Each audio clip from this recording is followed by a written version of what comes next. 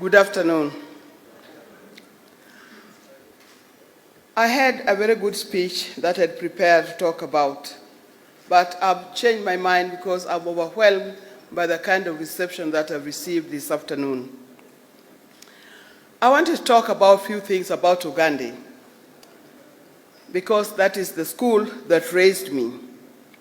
I first went to Uganda Girls High School in January 1965 in Form 1.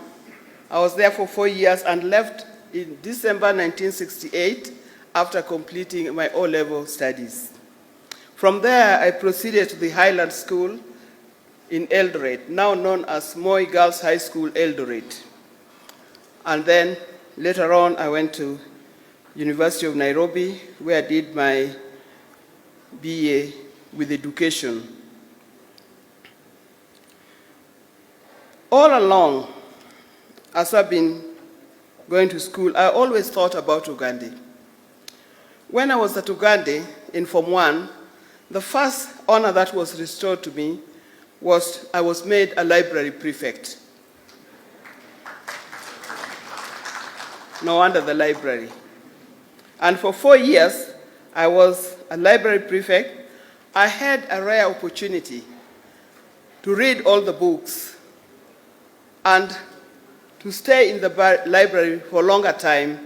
This is an opportunity that most girls who are in my year that year, those days, did not get, because it was a small room that could take only 30 girls. And therefore, we had to go to the library. Others had to come to the library in turns if they wanted to use that library. When I left Uganda Girls High School, I was rewarded with a book called A Book of African Verse by J. Reed and WEWE. And this is the book that I was given when I left. When this library is done, I think this will be the first book that I'll donate to that library.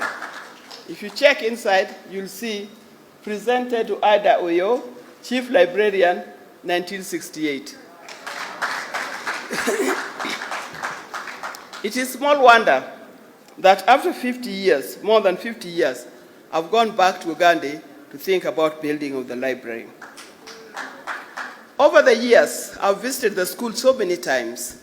Sometimes I just went there to talk to the girls, just to find out how they're doing and to encourage them and to show them that Uganda Girls High School is a good place, and it's a school that produced people like me and many others.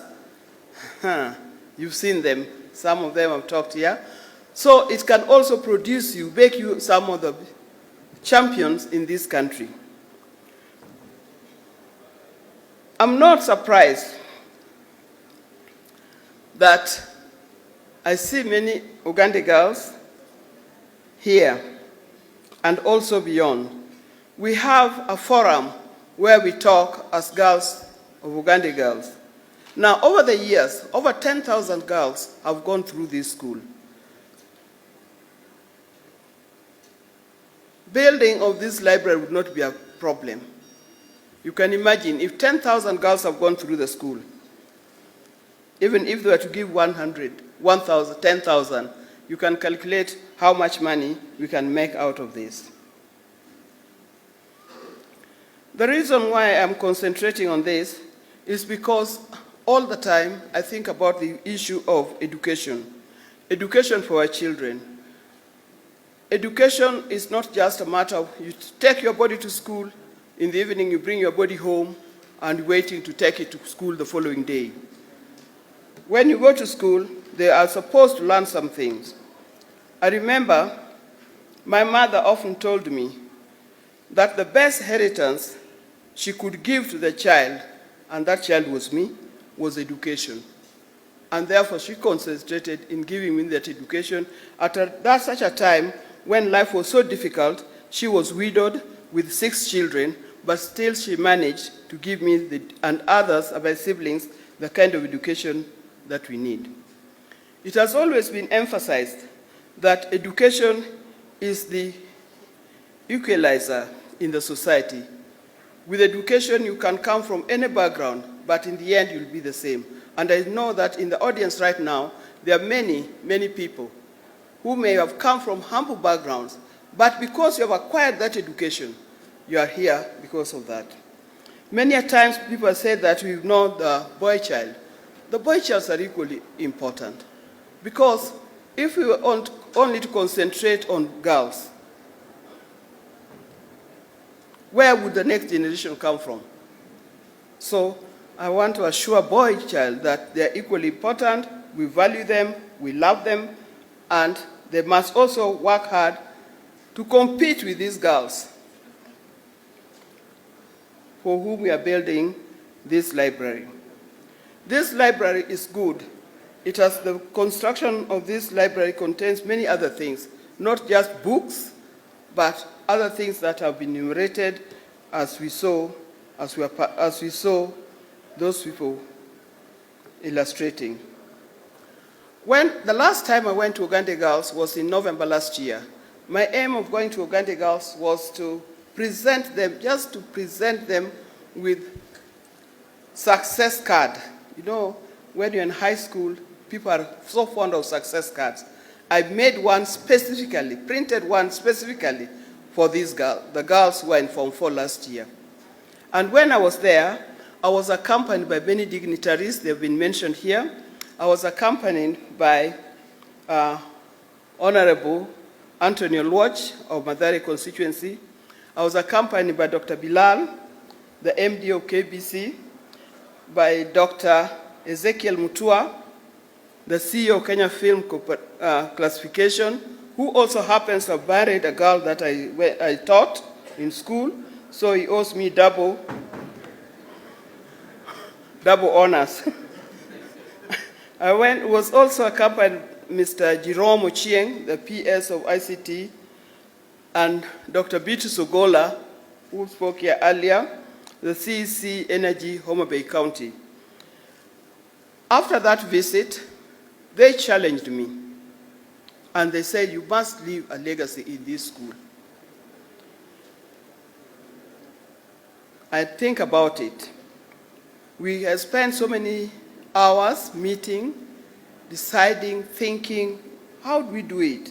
And eventually, we ended up by deciding to build a library, a resource and innovation center.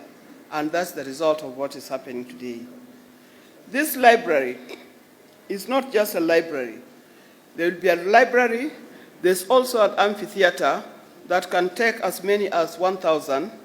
In many times you've seen schools like colleges, like music festivals, things like drama festivals taken to any parts of the country. But this time, it will be taken to Uganda in Homa Bay County after this thing is done.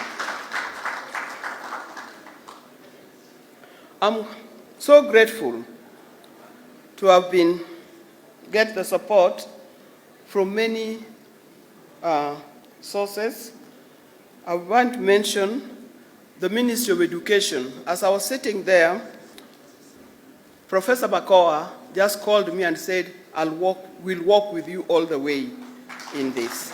So the Ministry of Education, the Ministry of Sports and Culture, Ministry of Sports, Culture and Heritage, that's Dr. Amena Mohammed, the Ministry of Information, Communication and Technology, the county government of Homa Bay. I must mention something about the county government of Homa Bay. I understand and I've noticed that the county government of Homa Bay is actually upgrading the school, doing the pavement, lighting system, and many other things. Governor Aweti, we are proud of you for the support that you are giving us in this. We are also being supported, thank you, Governor. We are also getting the support from the CDF of Homa Bay constituency, Homa Bay town constituency, Mr. Kaloma. Many others. I'm so grateful to those in the diaspora who have joined us in raising funds. We've been meeting every Friday to raise funds for this project. and the meeting has been done online. Even today, as I'm talking now, I can see many people have joined, and many people are actually sending their contribution online using the address that was splashed on the screen. So with these few remarks, I don't want to say much, but I just want to thank you very much. Thank you very much for coming. Thank you very much for your contribution. May God bless you and bless you abundantly so that we can build this school. Thank you.